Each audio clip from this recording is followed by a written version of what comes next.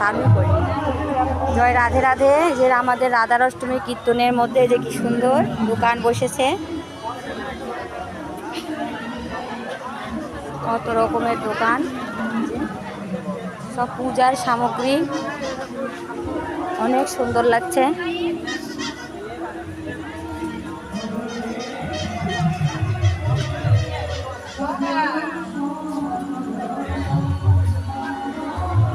কেমন লাগছে জয় রাধে রাধে সকলে বলবেন জয় Radhe Radhe. Like comment share করে পাশে থাকবেন।